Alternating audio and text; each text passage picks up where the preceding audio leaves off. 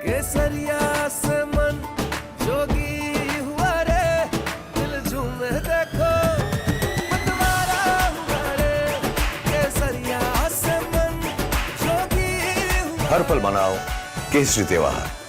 विमल, बोलो जुबान केसरी। नमस्कार, न्यूज के इकलौते फैमिली शो न्यूज की पाठशाला में आपका स्वागत है। मैं हूं विद्यानाथ झा। सबसे पहले आपको बता दूं कि पाठशाला में आज क्या क्या है और कौन कौन से सब्जेक्ट्स पर क्लास लगने वाली। नरेंद्र मोदी ने नेहरू का रिकॉर्ड तोड़ा तो कांग्रेस तिलमिलाई, गले में पत्थर की बात कहां से आई।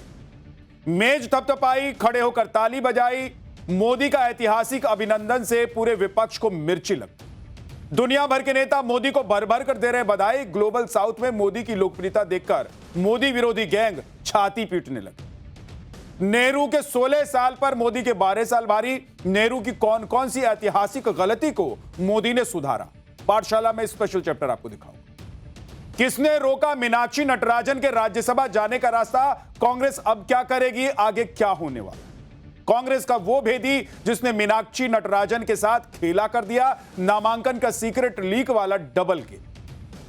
28 साल बाद फिर कांग्रेस में मिल जाएगी टीएमसी। ममता बनर्जी और सोनिया गांधी की मीटिंग में क्या हुआ, डील फाइनल हो गई क्या। ममता बनर्जी की टीएमसी से आज कौन कौन बागी हुआ, कितने सांसदों ने ममता दीदी का साथ छोड़ दिया। टीएमसी सांसद ने गिना दी पूरी लिस्ट, ममता बनर्जी की गलतियों की फहरिस्त जिससे पार्टी में हुई है बगावत। कैसे ईरान ने तबाह कर दिया अमेरिका का सबसे एडवांस्ड अटैक हेलीकॉप्टर।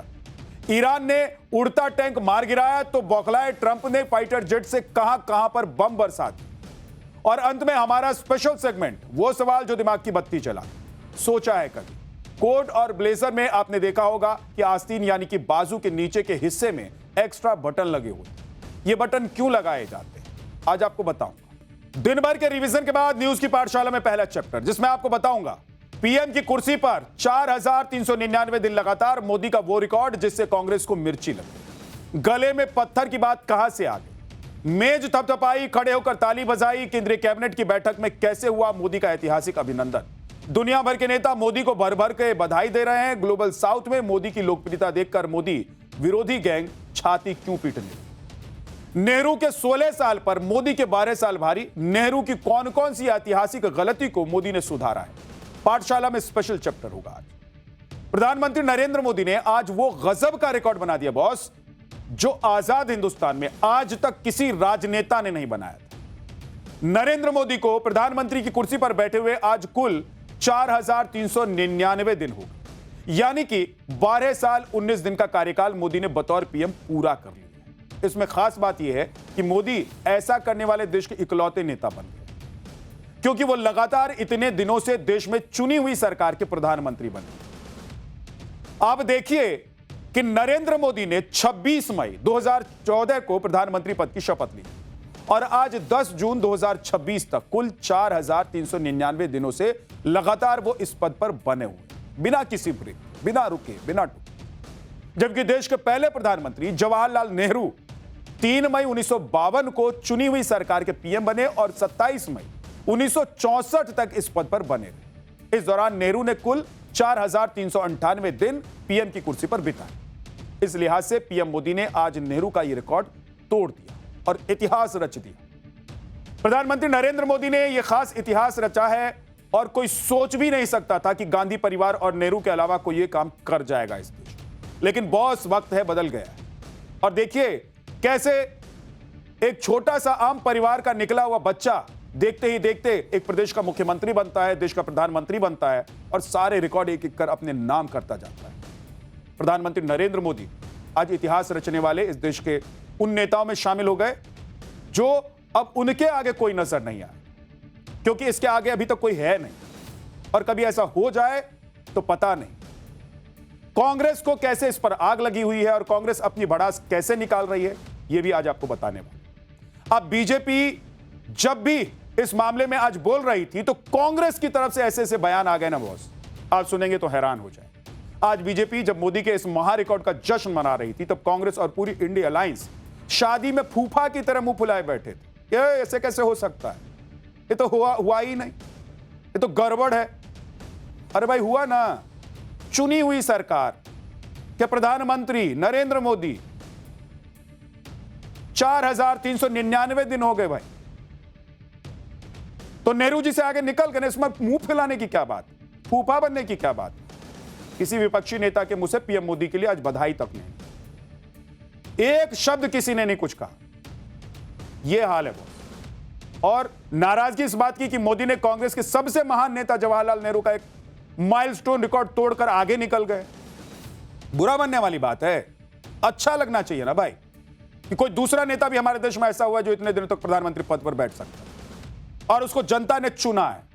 लेकिन नहीं, मोदी भले ही जन्मदिन पर विपक्षी पार्टी के नेताओं को बधाई देते हो, कोई मुख्यमंत्री विपक्षी पार्टी या इंडिया अलायंस का अगर शपथ लेता है तो उसको बधाई देते हैं मोदी, आपने देखा हो। लेकिन नहीं भाई, कांग्रेस नहीं, विपक्षी दल नहीं, सब मुंह फुलाकर बैठे हुए हैं। हद हो गई। अरे किसी व्यक्ति ने इस देश में इतना बड़ा कारनामा कर दिया, इतिहास रच दिया, और आप मुंह फुलाकर बैठे। आपके मुंह फुलाने से वो व्यक्ति क्या अपने पद से हट जाएगा? जनता उसको नकार देगी? सोचिए तो सही कम से।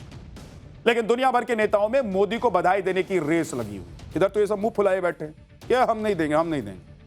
लेकिन दूसरी तरफ दुनिया भर से एक के बाद एक आज दिन भर बधाइयों का तांता चलता रहा। पहले आपको मैं बता दूं भाई कि ये सब प्रधानमंत्री नरेंद्र मोदी ने जो अभी तक काम किया है उसकी वजह से हो रहा है। आज यह भी साबित हो गया कि मोदी ग्लोबल साउथ के सबसे लोकप्रिय नेता बन गए। मोदी को कौन कौन से देश के राष्ट्र प्रमुखों ने बधाई दी है और क्या क्या कहा है, आज आपको बताने। आपको यह भी बताऊंगा कि लोकतांत्रिक व्यवस्था में जहां किसी भी नेता का औसत ग्लोबल रेशियो 10 साल है, वहीं मोदी करीब 25 साल से कैसे सत्ता के शिखर पर रहते हुए भी अपनी लोकप्रियता गिरने नहीं दे रहे हैं बॉस। बल्कि जैसे जैसे मोदी की उम्र बढ़ रही है और जैसे जैसे सत्ता के दिन बढ़ रहे हैं उनके, वैसे वैसे उनकी लोकप्रियता भी दुनिया भर में फैलती जा रही है। ऐसा करने वाले मोदी दुनिया के इकलौते लीडर बन गए। अब सोचिए कि अब कांग्रेस और मोदी विरोधी गैंग का क्या हो रहा है। क्या ही कर लेंगे, आज रात में नींद भी आएगी कि नहीं आएगी लोग। आखिर में आपको बताऊंगा कि आज पीएम मोदी ने जिस नेहरू का रिकॉर्ड तोड़ा है, उन नेहरू ने अपने 16 साल के कार्यकाल में कौन कौन से ऐतिहासिक गलतियां की हैं, जिसे सुधारने का काम भी प्रधानमंत्री नरेंद्र मोदी ने किया है। लेकिन पहले एक फिल्म।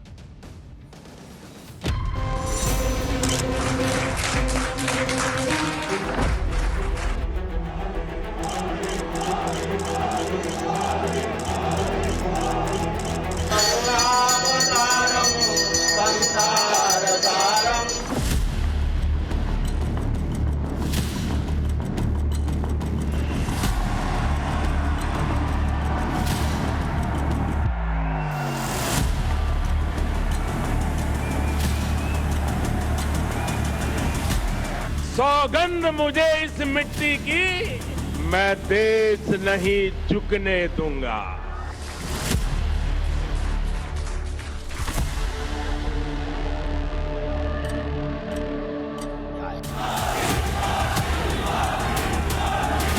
ये एक नंबर नहीं है, इतिहास है।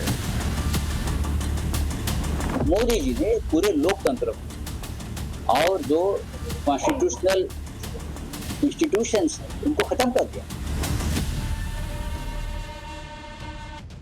बॉस, राजनीतिक जीवन में पीएम मोदी के इस कीर्तिमान, इस रिकॉर्ड पर दुनिया भर के नेता मोदी को भर भर के बधाई दे रहे हैं। सोशल मीडिया प्लेटफॉर्म्स पर मोदी के बधाई संदेशों के तांते लगे हुए, अटा पड़ा हुआ है, पटा हुआ है सोशल मीडिया। पूरी दुनिया में इस बात की चर्चा हो रही है कि 140 करोड़ की आबादी वाले देश में मोदी ने कैसे लगातार 12 साल तक पीएम की कुर्सी संभालकर इतिहास रच दिया। दुनिया भर के कौन कौन सी दिग्गज हस्तियों ने मोदी को बधाई दी है, आगे आपको बताऊंगा। लेकिन पहले देखिए कि आज केंद्रीय कैबिनेट में पीएम मोदी का कैसे भव्य स्वागत है। केंद्रीय कैबिनेट की बैठक में पीएम मोदी जैसे ही पहुंचे, वहां मौजूद सभी मंत्री अपनी अपनी जगह पर खड़े हो गए। तालियों की गड़गड़ाहट से पीएम मोदी को इस नए रिकॉर्ड के लिए बधाई दी। और दूसरी तरफ पीएम मोदी को देखिए कि बड़ी विनम्रता के साथ हाथ जोड़कर, सिर झुकाकर पीएम मोदी अपनी टीम का ऐतिहासिक अभिनंदन स्वीकार कर रहे हैं। ये देखिए तस्वीर। बॉस, ये होता है लीडर जो इतने बड़े मुकाम पर पहुंचने के बावजूद कैसे हाथ जोड़कर और सिर झुकाकर खड़ा है, कैसे अपने नेताओं, अपने सहयोगियों के सामने खड़े होकर नरेंद्र मोदी अभिवादन स्वीकार कर। कोई अकड़ नहीं है, कोई पर्सनालिटी में ऐसा कुछ नहीं दिखाई दे रहा है कि इतने बड़े रिकॉर्ड को तोड़कर इतना महान कार्य कर दिया। मतलब आप सोचिए कि 25 साल सत्ता के शिखर पर बिताने के बाद भी पीएम मोदी ने अपने भीतर न अहंकार को पनपने दिया और सत्ता का नशा तक हावी नहीं होने। इस कैबिनेट की बैठक में मोदी सबसे ज्यादा उम्र के नेता हैं, फिर भी उनके हाथ सभी मंत्रियों के आगे जुड़े रहे।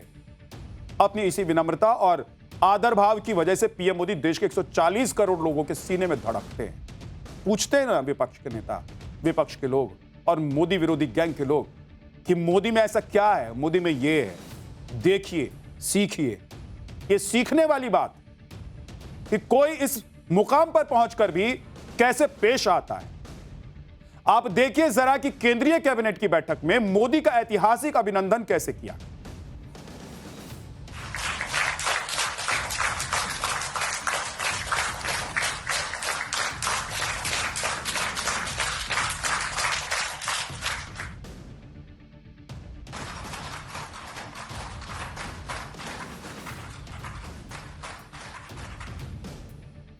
वो कहावत है ना कि जो पेड़ जितनी ज्यादा फलों से भरा होता है उतना ही झुका होता है, और जिस पेड़ पर फल ही नहीं लगते हो वो पेड़ तो अकड़ा हुआ ही होगा।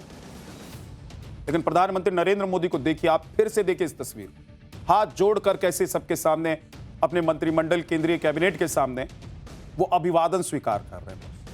प्रधानमंत्री नरेंद्र मोदी के कार्यकाल के 12 साल पूरे होने के इस मौके पर आज एनडीए की बैठक भी हुई। इस बैठक में एनडीए शासित सभी 22 राज्यों और केंद्र शासित प्रदेशों के मुख्यमंत्री, उप मुख्यमंत्री और वरिष्ठ नेता शामिल। इस मीटिंग में पीएम मोदी ने कांग्रेस की पिछली सरकारों पर सवाल करते हुए कहा कि अगर 12 साल में इतना कुछ हो सकता है तो फिर दशकों तक क्यों नहीं हो। गलत कहा क्या हो? 12 साल में जो कर दिया है वो अब से दशकों तक जो सत्ता में सरकार में रहे वो क्यों नहीं कर पाए, क्यों नहीं हो पाया, बताने वाला हूं आज आप। कांग्रेस सरकारों के कार्यकाल की तुलना करते हुए आज प्रधानमंत्री नरेंद्र मोदी ने कहा कि कांग्रेस ग्रोथ रेट और एनडीए ग्रोथ रेट का अंतर है। उन्होंने क्या कहा, एक बार जरा सुनिए। साथियों, साल 2014 में जब एनडीए की जीत हुई थी तब मैंने कहा था कि आज देश के सामान्य मानवी में एक नई आशा का उदय हुआ है। इस आशा का, इस उम्मीद का संरक्षण हम सभी का बहुत बड़ा दायित्व था। देश के लोगों ने कांग्रेस के विश्वासघात के बाद अपना भरोसा हमें सौंपा था। मुझे आज संतोष है, गर्व है कि एनडीए परिवार के तौर पर हमने देश के विश्वास को हमेशा और मजबूत किया है। साथियों, इतने लंबे समय तक मां भारती की सेवा का सौभाग्य मिलना ये ईश्वर की विशेष कृपा से ही संभव हो सकता है। और मेरे लिए तो जनता जनार्दन ही ईश्वर का रूप है। पूरे देश दुनिया में आज मोदी मोदी हो रहा है बॉस। आज पीएम मोदी के इस नए रिकॉर्ड पर इंडी गठबंधन को कैसे सांप सूंघ गया है और कांग्रेस कैसे छाती पीट रही है ये आपको बताऊंगा आपको। लेकिन पहले यह दिखा देता हूं कि पूरी दुनिया में कौन कौन से ग्लोबल लीडर मोदी को बधाई संदेश भेज रहे हैं। इटली की पीएम जॉर्जिया मेलोनी ने लिखा कि पीएम नरेंद्र मोदी को बधाई, जो भारत के इतिहास में सबसे लंबे समय तक निर्वाचित प्रधानमंत्री बन गए। ईयू की अध्यक्ष उर्सुला वॉन ने कहा कि आज आप भारत के सबसे लंबे समय तक सेवा करने वाले पीएम बन गए हैं। भारत चांद पर उतरा नहीं, तारों को भी निशाना बना रहा है। साइप्रस के राष्ट्रपति निकोस ने कहा है कि भारत के सबसे लंबे समय तक निर्वाचित पीएम बनने पर आपको बधाई। ऑस्ट्रेलिया के पूर्व पीएम माल्कम टर्बुल ने कहा कि भारत के सबसे लंबे समय तक पीएम बनने पर प्रधानमंत्री नरेंद्र मोदी को बधाई। भूटान के पीएम शेरिंग ने लिखा है कि प्रिय मित्र, भाई और गुरु नरेंद्र मोदी को बधाई। इथोपिया के पीएम लिखते हैं कि प्रिय भाई नरेंद्र मोदी को बधाई, ग्लोबल साउथ की आवाज बनने के लिए सराहना। मंगोलिया के राष्ट्रपति ने लिखा है कि प्रिय मित्र, मेरे मोदी को तीसरे कार्यकाल और भारत के सबसे लंबे पीएम बनने पर हार्दिक बधाई। श्रीलंका के राष्ट्रपति अनुरा कुमार ने लिखा है कि भारत के सबसे लंबे समय तक निर्वाचित पीएम बनने पर आपको बधाई। मलेशिया के पीएम अनवर इब्राहिम ने कहा है कि इस ऐतिहासिक मील के पत्थर पर हार्दिक बधाई। नाइजीरिया के राष्ट्रपति बोला ने लिखा है कि ऐतिहासिक उपलब्धि पर आपको बधाई, मोदी व्यक्तिगत मित्र और भरोसेमंद सहयोगी।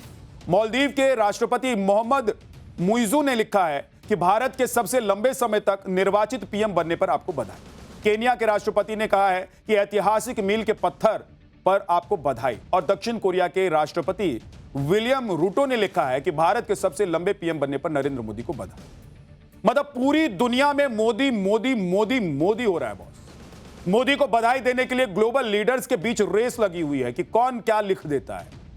आप सोचिए, लेकिन यहां हमारे ही देश में विपक्षी पार्टी, मोदी विरोधी गैंग आज छाती पीट रहे हैं, आज अपना माथा हुआ रहे हैं कि भैया क्या ही हो गया, ऐसा कैसे हो गया कि नेहरू जी का रिकॉर्ड टूट गया। अरे कोई आया तोड़ दिया, कोई बाहर से थोड़ा ना आया।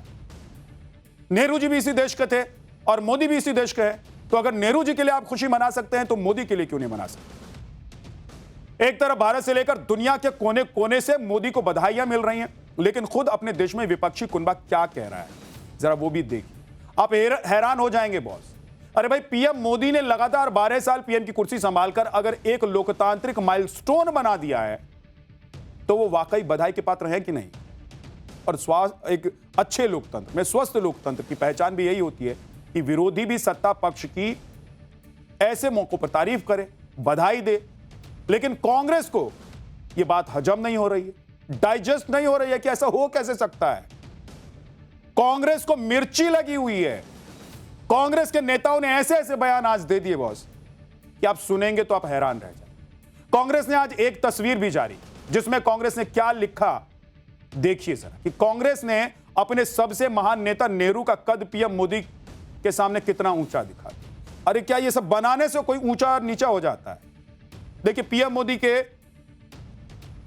रिकॉर्ड्स का मजाक बनाने के लिए सब किया है कांग्रेस ने। पीएम मोदी को नेहरू के सामने छोटा सा दिखाया, जबकि सच यह है कि निर्वाचित प्रधानमंत्री के तौर पर प्रधानमंत्री नरेंद्र मोदी का कद, जो कद इसमें जवाहरलाल नेहरू का दिखाई दे रहा है, उससे एक दिन ऊपर हो गया।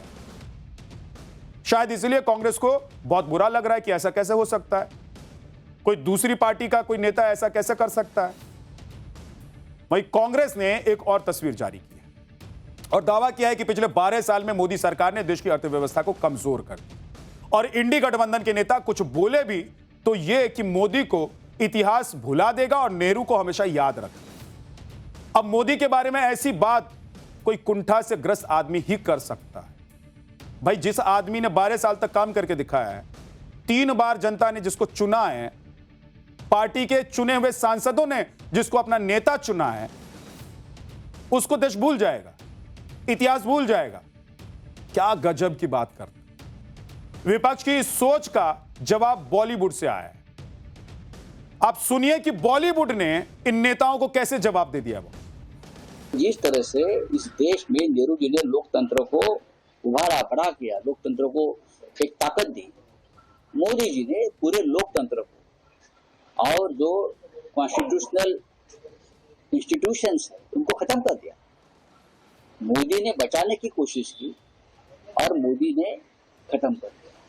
नेहरू और मोदी जी की तुलना कभी नहीं हो सकती। मोदी को लोग भूलेंगे, नेहरू जी को नहीं भूल सकते। देश नहीं, पूरा विश्व मोदी को कभी नहीं भूलेगा, गांधी को नहीं भूलेगा, इंदिरा जी को नहीं भूलेगा।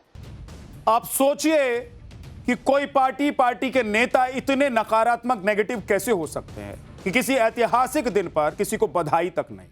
आप सोचिए कि कोई विपक्ष ऐसा कैसे हो सकता है कि सत्ता में बैठा हुआ व्यक्ति अगर कीर्तिमान स्थापित कर रहा है तो उसके लिए एक अच्छे शब्द और अच्छा बोल नहीं निकलता है उसके मुंह से। आप सोचिए। और इसीलिए जनता कहती है भाई कि ऐसा विपक्ष, अगर देश में कुछ अच्छा हो रहा है, कोई कीर्तिमान स्थापित हो रहा है, तो 2 अच्छे लफ्ज नहीं निकलेंगे आपके मुंह से। कांग्रेस की नाराजगी का कारण सिर्फ यही नहीं है कि मोदी ने नेहरू का रिकॉर्ड तोड़ दिया। कांग्रेस को पिछले 12 साल से विपक्ष में बैठकर रहना पड़ रहा है, बिठा कर रख दिया है।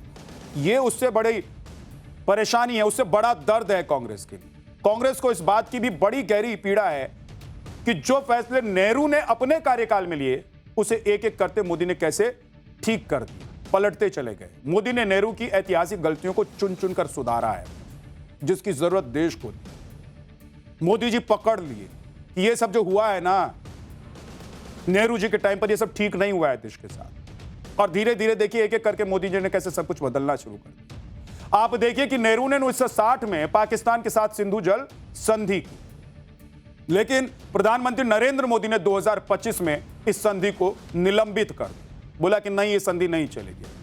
क्यों? क्योंकि खून और पानी एक साथ थोड़ा ना बहेगा। और आज इसी वजह से पाकिस्तान एकदम बिलबिलाया हुआ है। नेहरू ने 1949 में संविधान में आर्टिकल 370 शामिल करके इसे एक नासूर बना दिया, जिसे 2019 में मोदी ने जम्मू कश्मीर से आर्टिकल 370 को हमेशा के लिए खत्म करने का पूरा जो प्रावधान था उसके जरिए उसको हटा दिया, खत्म कर दिया। बोला जैसे कश्मीर के लोग, वैसे बिहार के लोग, वैसे महाराष्ट्र के लोग, वैसे कन्याकुमारी के। एक देश में दो कानून चलता है क्या? एक देश दो विधान दो संविधान होगा क्या? क्या क्या करके चले गए थे ये लोग, आप सोचिए जरा। नेहरू ने 1949 में अयोध्या विवादित ढांचे से मूर्तियां हटाने के निर्देश दिए थे, लेकिन मोदी ने 2024 में राम मंदिर का भव्य उद्घाटन करके उनके इस फैसले को भी गलत साबित कर दिया। जो देश दशकों से इंतजार कर रहा था कि अयोध्या में राम मंदिर बनेगा कि नहीं बनेगा, केंद्र में मोदी की सरकार आई और राज्य में जैसे ही बीजेपी की सरकार आई, योगी आदित्यनाथ मुख्यमंत्री बने, पूरी ताकत लगा दी गई कि भाई साहब कैसे राम मंदिर बनेगा। जो केस दशकों से न्यायालय में रुका पड़ा था, कभी कभी तारीखें आती थी, उसकी सुनवाई तेज हुई, उस पर फैसला आ गया। यह हुआ, यह बदला है 12 साल। नेहरू ने सोमनाथ मंदिर की प्राण प्रतिष्ठा समारोह में राष्ट्रपति राजेंद्र प्रसाद के जाने का विरोध किया था, लेकिन मई 2026 में सोमनाथ मंदिर के पुनर्निर्माण का 75वां वर्ष मानकर पीएम मोदी ने नेहरू की उस सोच को भी गलत साबित कर दिया कि कोई पीएम सोमनाथ मंदिर नहीं जा सकता है, कोई पीएम चर्च जा सकता है, मस्जिद जा सकता है, लेकिन मंदिर नहीं जा सकता। हद की बात। ये सेकुलर कंट्री है। आप कहते हैं कि सेकुलरिज्म है यहां, तो एक सेकुलर आदमी क्या ऐसा करेगा? कहेगा कि मंदिर में मत जाओ। ये सब चल रहा था। नेहरू ने 1937 में वंदे मातरम के केवल 2 छंद गाने की परमिशन दी, लेकिन अभी देखिए कि जनवरी 2026 में ही पीएम मोदी ने वंदे मातरम के सभी 6 छंदों को गाने का ऐतिहासिक फैसला करा।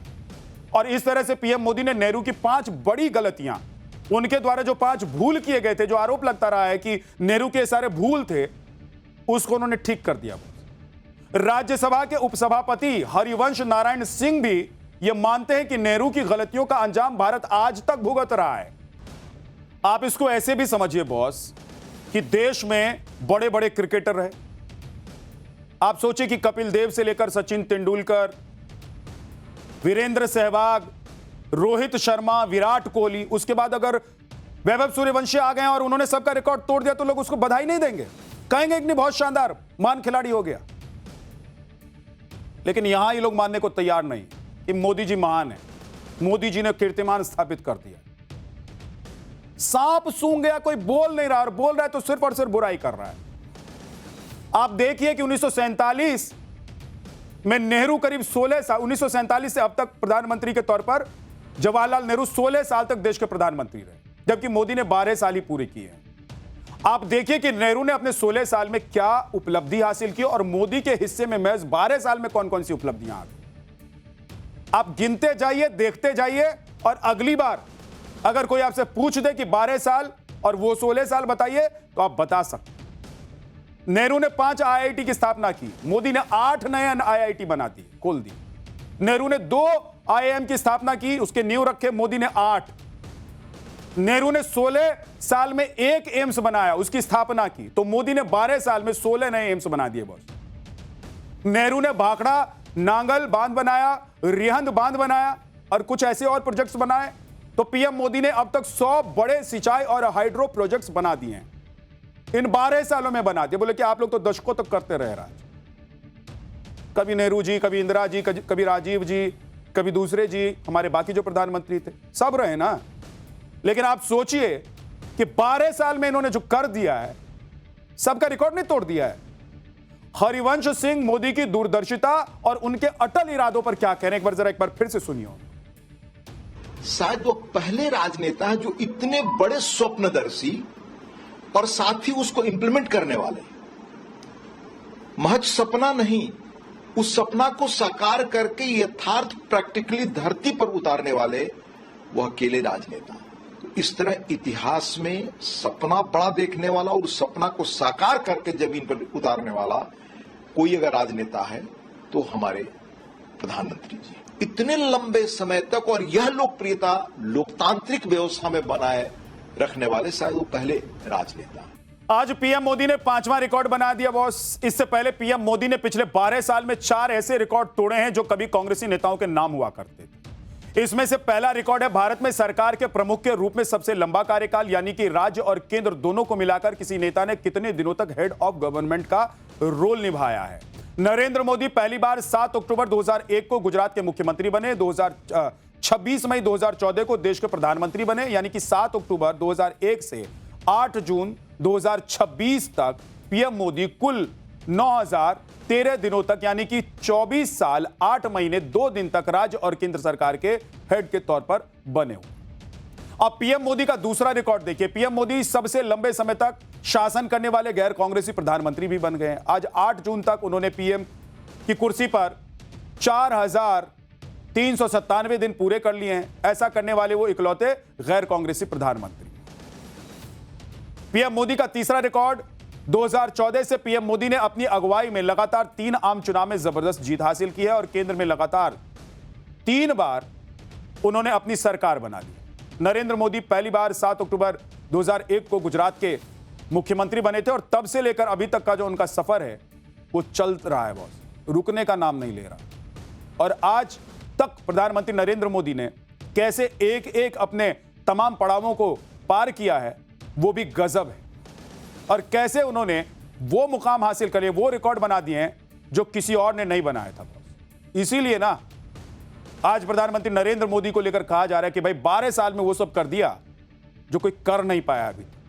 लेकिन विपक्ष, मोदी विरोधी गैंग सब परेशान है। किसी को नींद नहीं आएगी आज रात को, क्योंकि रिकॉर्ड टूट गया। पाठशाला में अब कांग्रेस नेता मीनाक्षी नटराजन का चैप्टर। किसने रोका मीनाक्षी नटराजन के राज्यसभा जाने का रास्ता? कांग्रेस अब क्या करेगी, आगे क्या होने वाला है? कांग्रेस का वो भेदी जिसने मीनाक्षी नटराजन के साथ खेला कर दिया। नामांकन का सीक्रेट लीक वाला डबल गेम क्या है?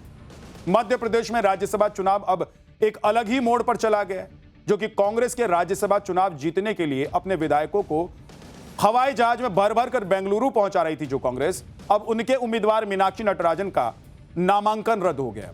इस खबर के आने के बाद बहुत से कांग्रेस के नेताओं के नीचे से उनकी जमीन खिसक गई कि ऐसा कैसे हो गया, क्योंकि उन्हें तो चुनाव में जीत की पूरी उम्मीद थी, लेकिन यहां तो नामांकन ही रद्द हो गया। इसके बाद कांग्रेस के नेताओं ने भोपाल से दिल्ली तक चुनाव आयोग का दरवाजा खटखटाया और साथ ही विरोध प्रदर्शन और धरने पर भी बैठे। कांग्रेस का आरोप है कि रिटर्निंग अधिकारी का फैसला पक्षपाती और अवैध है और बीजेपी के इशारे पर यह पूरा खेल रचा गया है। दूसरी तरफ बीजेपी की दलील है कि नटराजन ने तेलंगाना में लंबित एक मामले की जानकारी अपने नामांकन पत्र में दी ही नहीं, इसीलिए रिटर्निंग ऑफिसर ने नियमों के तहत कांग्रेस प्रत्याशी का नामांकन रद्द कर दिया। अब सवाल यह है कि आखिर मीनाक्षी नटराजन ने केस से जुड़ी जानकारी क्यों छिपाई, और उससे भी बड़ा सवाल यह है कि आखिर कौन वो शख्स है, कौन वो नेता है, कौन वो कांग्रेसी है जिसने इस केस की जानकारी बीजेपी को लीक कर दी, जिसका दावा बीजेपी के नेता कर रहे हैं। अब सबकी नजर चुनाव आयोग पर टिकी हुई है कि अगर वहां से राहत नहीं मिली तो कांग्रेस का अगला कदम क्या होगा।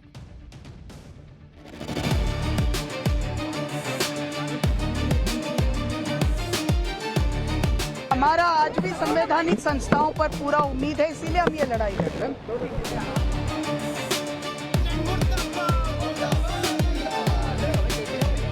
कांग्रेस की क्या स्थिति आप समझ सकते हैं। मतलब हमारे पास तेलंगाना का कागज आ रहा है कि तेलंगाना में सरकार इनकी है। ये देश के इतिहास का एक काला अध्याय है। जो यहाँ की रिटर्निंग ऑफिसर ने फैसला दिया है ये घोर असंवैधानिक है। कांग्रेस के एमएलए गए ही नहीं थे, वो केवल नाटक कर रहे थे।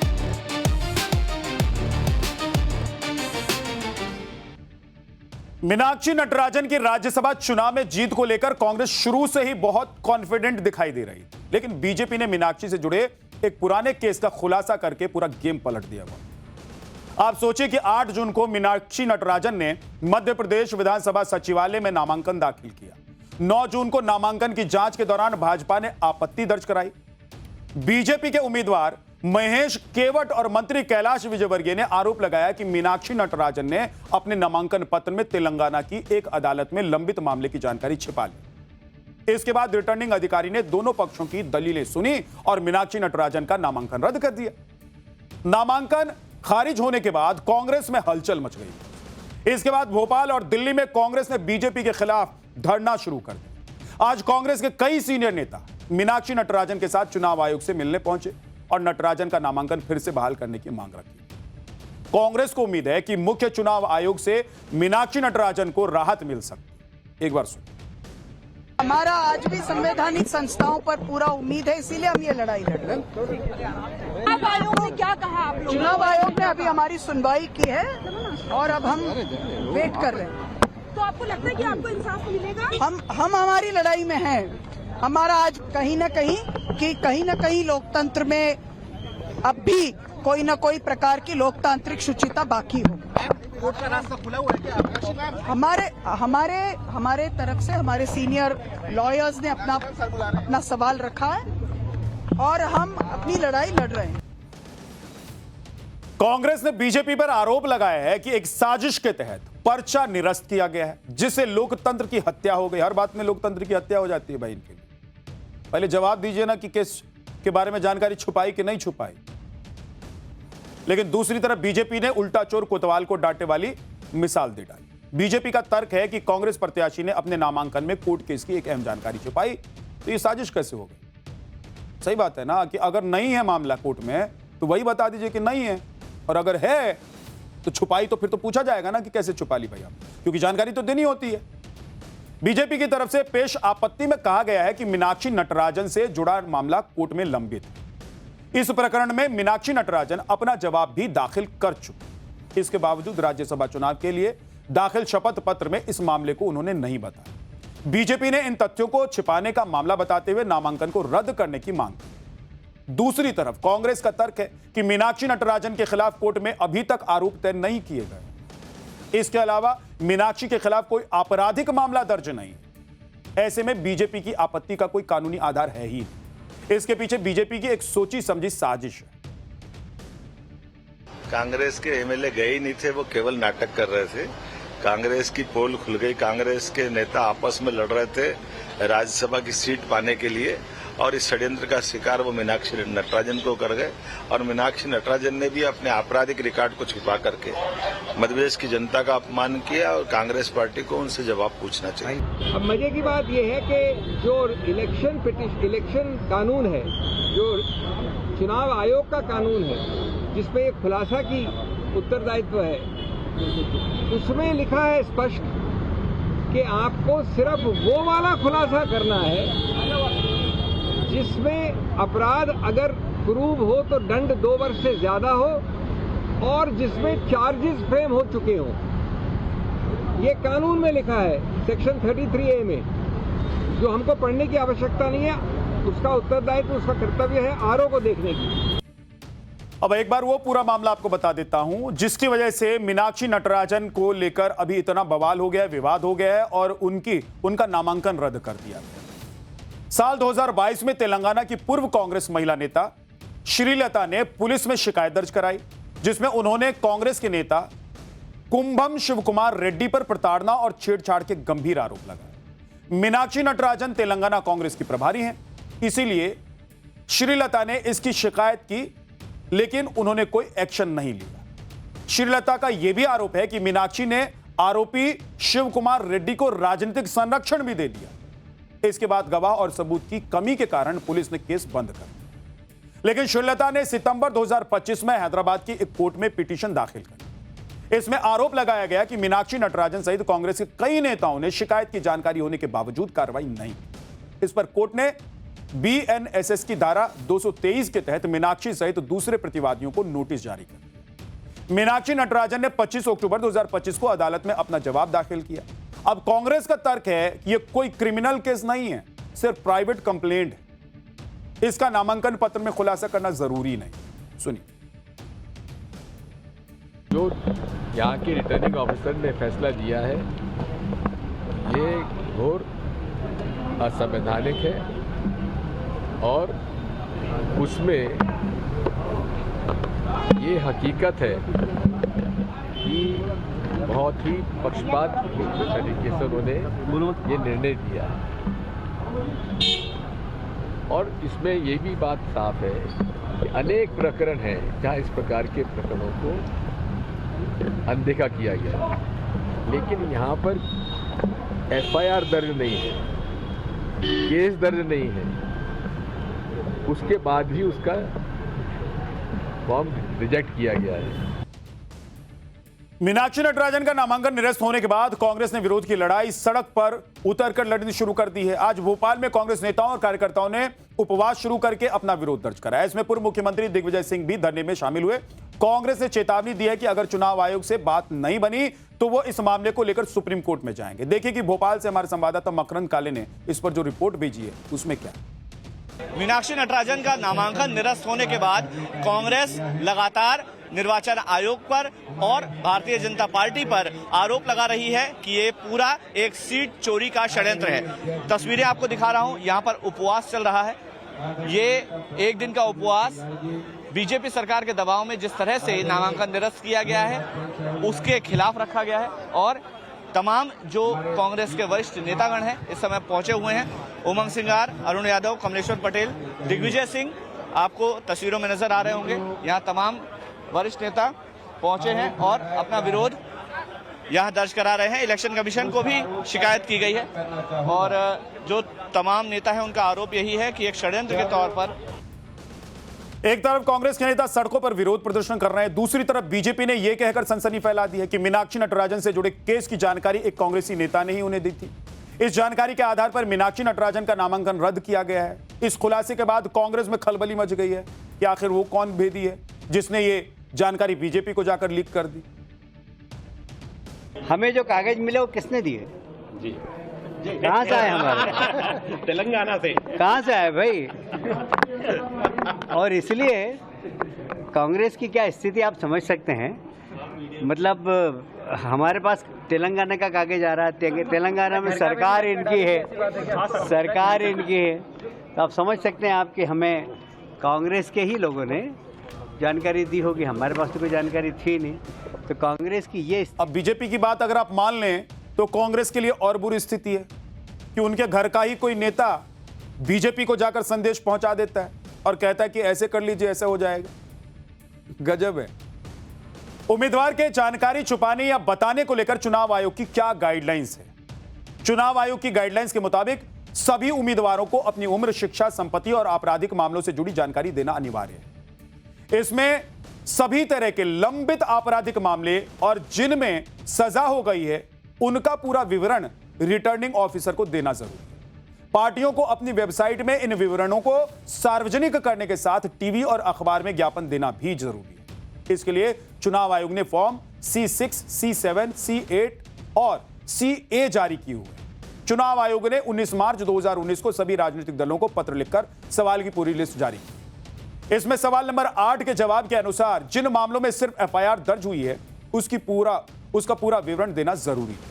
चुनाव आयोग के मुताबिक अगर किसी प्रत्याशी ने सही जानकारी नहीं दी या छिपाई तो चुनाव के परिणाम के बाद हाई कोर्ट में उनके खिलाफ चुनाव याचिका दायर हो सकती है। गलत या अधूरी जानकारी के मामले में चुनाव आयोग सुप्रीम कोर्ट को रिपोर्ट भेज सकता है, जिससे प्रत्याशी के खिलाफ कोर्ट की अवमानना का मामला चलाया जा सके। आज इस मामले को लेकर कांग्रेस के सीनियर नेता चुनाव आयोग के पास पहुंचे थे। कांग्रेस को उम्मीद है कि चुनाव आयोग कांग्रेस के पक्ष में फैसला कर सकता है। बहुत अच्छे से सुना और अच्छे वातावरण में सुना और कहा कि हम शीघ्र इस पर निर्णय देंगे। हमको न्याय की उम्मीद है चुनाव आयोग। सर, ये हैरान कर देने वाला था कि प्री कॉग्निजेंस स्टेज पर उसको मुकदमा मान लेना। मुकदमा ही नहीं था, उनको तो कुछ डिस्क्लोजर की जरूरत ही नहीं थी। और इसलिए हमने जब उनको हिंदी का जो ऑर्डर पढ़ा के समझाया कि इस ऑर्डर को किस तरह से आप सस्टेन करेंगे, तो उन्होंने सुना, बहुत अच्छे से। अगर यहाँ से राहत नहीं मिलती थी सुप्रीम कोर्ट जाने का? अब देखिए, हमको उम्मीद है, आपने खुद इस बात को लेकर उम्मीद है। पाठशाला में अगला चैप्टर जिसमें आपको बताऊंगा 28 साल बाद फिर कांग्रेस में मिल जाएगी टीएमसी। ममता बनर्जी और सोनिया गांधी की मीटिंग में क्या हुआ? डील फाइनल हो गई क्या? ममता बनर्जी की टीएमसी से आज कौन कौन सी बागी हो गए और कितने सांसदों ने ममता दीदी का साथ छोड़ दिया? टीएमसी सांसद ने गिना दी पूरी लिस्ट ममता बनर्जी की गलतियों की फहरिस्त, जिससे पार्टी में हुई बगावत। पश्चिम बंगाल में चुनावों के दौरान जिस खेला की बात हो रही थी, वो असली खेला तो अब शुरू हुआ है बॉस। लेकिन इस खेल से बीजेपी पूरी तरीके से बाहर हो गई और दूसरी तरफ ममता बनर्जी की पार्टी इस खेल में फुटबॉल बन गई। एक महीने में ही यह हालत हो गई है कि मां माटी मानुष की बात करने वाली ममता बनर्जी की पार्टी टीएमसी के 3 टुकड़े होने वाले। आप देखिए कि विधानसभा चुनाव के बाद ममता के 80 में से 64 विधायकों ने पहले ही किनारा कर लिया। विधानसभा में विपक्ष के नेता के पद पर बागी विधायकों का कब्जा हो गया। अब लोकसभा के 20 सांसदों ने भी स्पीकर को चिट्ठी सौंप दी। राज्यसभा के भी 2 सांसदों ने इस्तीफा दे दिया। कई और सांसद इस्तीफा देने की कतार में खड़े हैं बताया जा रहा है। अब टीएमसी का तीसरा पाला बचा हुआ, जिसमें ममता बनर्जी और अभिषेक बनर्जी के साथ उनके वफादार कुछ नेता बचे हुए। तो क्या टीएमसी का गेम ओवर हो गया है या टीएमसी से ही ममता बनर्जी की छुट्टी हो जाएगी? इसी उधेड़-बुन में ममता बनर्जी अपनी सियासी जमीन बचाने की आखिरी कोशिश करती हुई नजर आ रही। लेकिन एक बात तो तय है बॉस कि टीएमसी अब वैसी नहीं रहेगी जैसा ममता बनर्जी की टीएमसी हुआ करती, क्योंकि पिछले एक हफ्ते में जिस तरीके से राजनीतिक घटनाक्रम बदले हैं, उसके बाद टीएमसी को लेकर कई तरह की अटकलें लगाई जा रही हैं। क्या ममता बनर्जी कांग्रेस में शामिल हो सकती हैं? क्या टीएमसी के बागी सांसद बीजेपी में शामिल हो सकते हैं? क्या टीएमसी के बागी विधायक ममता बनर्जी से टीएमसी को छीन लेंगे? ऐसा इसलिए कहा जा रहा है क्योंकि टीएमसी के सांसद दिल्ली में बीजेपी नेताओं से मिल रहे हैं। उधर ममता बनर्जी के विधायक कह रहे हैं कि वो बंगाल में सरकार के साथ मिलकर काम करें। इधर ममता बनर्जी भी अभिषेक बनर्जी के साथ सोनिया गांधी और राहुल गांधी के साथ मीटिंग पर मीटिंग कर रहे हैं। दिल्ली से लेकर बंगाल तक कैसे उथल पुथल मची हुई है, आज ये आपको बताने वाला हूं। लेकिन पहले एक ट्रेलर देखिए।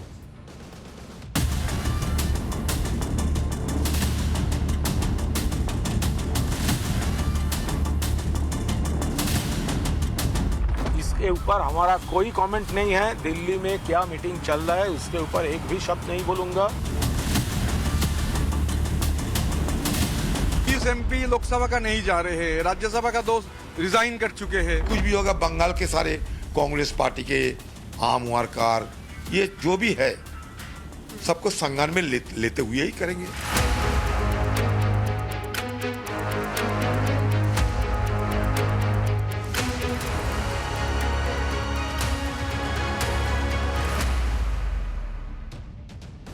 आप सोचिए कि जिस पार्टी को ममता बनर्जी ने अपने दम पर खड़ा किया, जिस पार्टी को ममता बनर्जी का चेहरा कहा जाता रहा है, जिस पार्टी की बदौलत ममता बनर्जी ने 15 साल तक सत्ता चलाई, आज उसी पार्टी को बचाने के लिए ममता बनर्जी दिल्ली तक दौड़ लगा रहे। कहा जा रहा है कि विधायकों और सांसदों की बगावत के बाद ममता बनर्जी कांग्रेस में अपनी पार्टी का विलय कर सकते हैं। आप देखिए कि ममता बनर्जी दिल्ली में पिछले 2 दिन में 2 बार सोनिया गांधी से मुलाकात कर चुकी हैं। 8 जून को दिल्ली में इंडी गठबंधन की बैठक हुई। इस बैठक में सोनिया गांधी और ममता बनर्जी गर्मजोशी से गले मिलते हुए नजर आए। अगले दिन मंगलवार को ममता बनर्जी ने सोनिया गांधी से उनके आवास पर पहुंचकर खास मुलाकात की और आज सुबह ही ममता बनर्जी के भतीजे अभिषेक बनर्जी राहुल गांधी से मिलने के लिए पहुंच गए। कितना उथल पुथल चल रहा, क्या चल रहा होगा? आप सोचिए कि ममता बनर्जी जो एकमात्र टीएमसी की प्रमुख हुआ करती, आज कैसे दर दर की ठोकर खा रहे। अभिषेक बनर्जी और राहुल गांधी की मुलाकात दिल्ली के 10 जनपद आवास पर हुई। करीब 1.5 घंटे तक मुलाकात के बाद कांग्रेस में टीएमसी के विलय की अटकलें और तेज हुई। बताया जा रहा है कि कांग्रेस में टीएमसी के विलय का प्रस्ताव सोनिया गांधी ने दिया है। सोनिया गांधी ने ममता बनर्जी को विलय के बाद कांग्रेस का राष्ट्रीय उपाध्यक्ष बनाने का प्रस्ताव भी दिया। वहीं उनके भतीजे अभिषेक बनर्जी को कांग्रेस महासचिव का पद और बंगाल कांग्रेस की कमान देने के दावे सामने आए। बताया यह भी जा रहा है कि कांग्रेस में विलय के लिए टीएमसी ने भी शर्त रख दी। मांग की है कि कांग्रेस ममता बनर्जी को राज्यसभा भेजे और फिर ममता को राज्यसभा में नेता विपक्ष बनाए। दिल्ली में ममता बनर्जी और कांग्रेस के बीच क्या खिचड़ी पक रही है, उसकी तस्वीर भी कुछ दिनों में साफ हो जाएगी। लेकिन दोनों ही तरफ से अभी इस डील को लेकर कोई कुछ बोल नहीं रहा है। सुनिए कि टीएमसी और कांग्रेस के नेताओं ने इस सवाल पर क्या कहा है। इसके ऊपर हमारा कोई कमेंट नहीं है। दिल्ली में क्या मीटिंग चल रहा है उसके ऊपर एक भी शब्द नहीं बोलूंगा। ये इंडिया ब्लॉक का एक बहुत इंपॉर्टेंट मीटिंग था और उसके बाद थोड़ा फॉलो अप मीटिंग्स वो दोनों पार्टी का वो हो सकता है और हो रहा है। तो सोनिया जी कांग्रेस का लीडर है, ममता जी हमारा लीडर है, तो राहुल जी उनका लीडर है, अभिषेक हमारा लीडर है। तो वो लोग क्या मीटिंग में क्या हुआ नहीं हुआ इसके ऊपर कोई कमेंट नहीं करते। वो एक पार्टी के नेता, ये एक पार्टी के नेता, किसी से अगर बात होगी तो इसमें कोई तो हर्जा नहीं, ये तो चलते ही रहते डेमोक्रेसी में। लेकिन कहाँ मार्जर होती है, कहाँ एक्विजिशन होती है, इस संदर्भ पे मुझे जरा सा भी भड़क तक नहीं है। तो मैं इस मुद्दे पे क्या कह सकते, लेकिन ये भरोसा जरूर है जो कुछ भी होगा बंगाल के सारे कांग्रेस पार्टी के आम वारकार ये जो भी है सबको संज्ञान में लेते हुए ही करेंगे। हालांकि टीएमसी के बागी विधायकों ने साफ कर दिया है कि अगर कांग्रेस में पार्टी का विलय होता है तो वो लोग कहीं नहीं जा रहे, यानी कि ममता बनर्जी की डील फाइनल भी हो जाती है तब भी उनके सामने कई मुश्किलें। सुनिए बंगाल के नेता विपक्ष ऋताभृता बनर्जी ने क्या कहा। हम लोग तो नहीं जा रहे तो कौन जा रहा है? एमपी लोग नहीं जा रहे हैं, 20 एमपी लोकसभा का नहीं जा रहे हैं, राज्यसभा का 2 रिजाइन कर चुके हैं और भी रिजाइन करेंगे जहां तक मैं सुन रहा हूं। यहाँ 64 एमएलए तो कांग्रेस के साथ नहीं जा रहे हैं, तो एमपी नहीं जा रहे हैं, एमएलए नहीं जा रहे हैं, जहां तक मुझे मालूम है म्यूनिसिपैलिटी भी नहीं जाएगा, जिला परिषद भी नहीं जाएगा, तो कौन जाएगा? हम लोग कांग्रेस के साथ कोई मार्जर का सवाल ही नहीं है, सवाल ही नहीं उठता है कांग्रेस के साथ मार्जर का। आज ममता बनर्जी को उसी कांग्रेस से आस है जिसने अलग होकर उन्होंने टीएमसी की नींव रखी। आप देखिए कि ममता बनर्जी का कांग्रेस से रिश्ता 1970 के दशक में था। उन्होंने 26 साल तक कांग्रेस की सदस्यता निभाई, लोकसभा सांसद बनी और केंद्र में मंत्री भी बनी। लेकिन 1990 के दशक के अंत में बंगाल कांग्रेस में आंतरिक कलह शुरू हो गई। वामपंथी शासन के खिलाफ ममता बनर्जी के कांग्रेस लीडरशिप से मतभेद उभर कर सामने आए। ममता आरोप लगाती रही कि बंगाल कांग्रेस सीपीएम की गुलाम बन गई है और राज्य में वामपंथियों को चुनौती देने की बजाय समझौता कर रही है।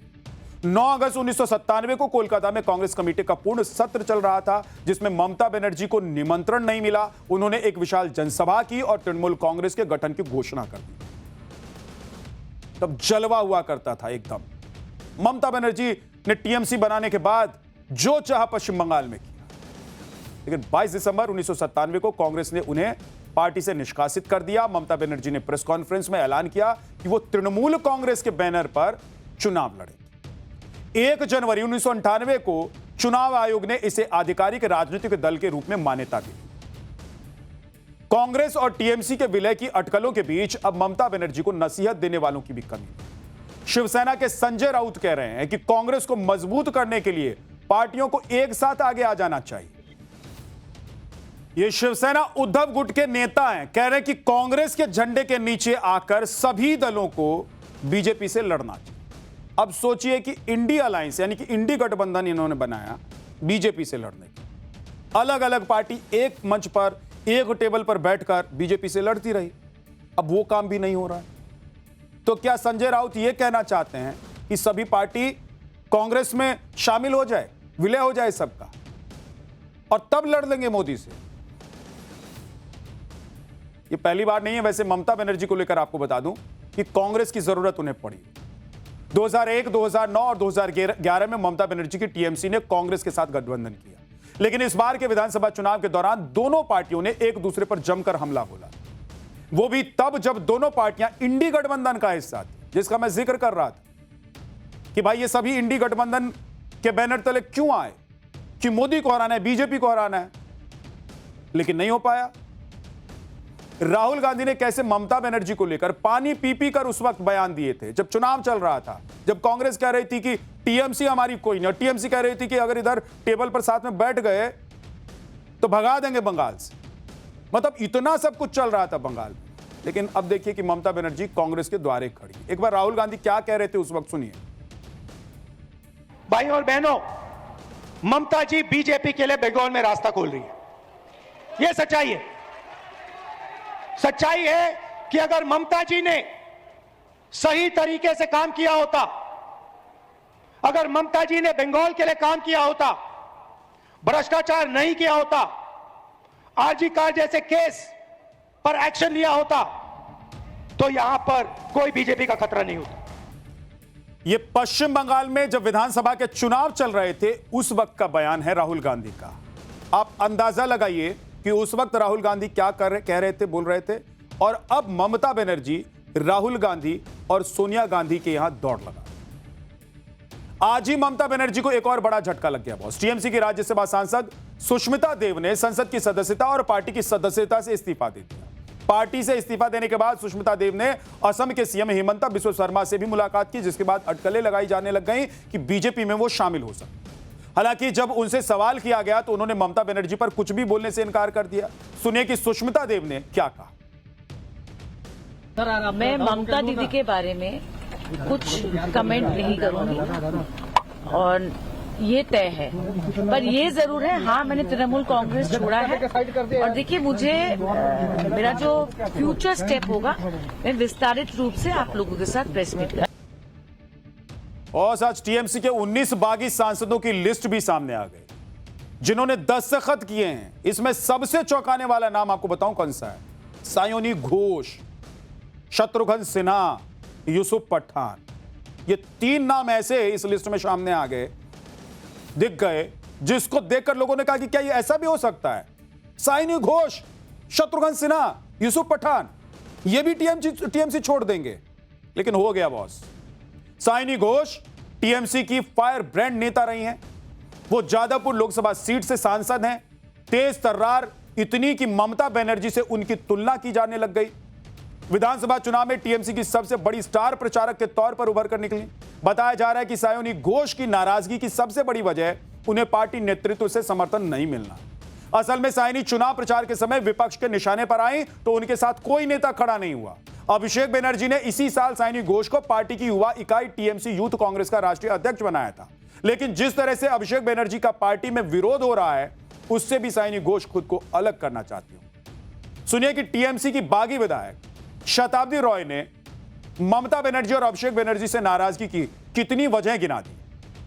अब एक छोटा सा ब्रेक ले रहा हूं, लेकिन ब्रेक के बाद आपको बताऊंगा कि कोट या फिर ब्लेजर के बाजू में एक साथ 3 बटन या उससे ज्यादा बटन आपने कई बार देखे होंगे। क्यों लगाए जाते हैं जबकि इन बटन का कोई काम नहीं होता है? सोचा है कभी? आपको बताऊं।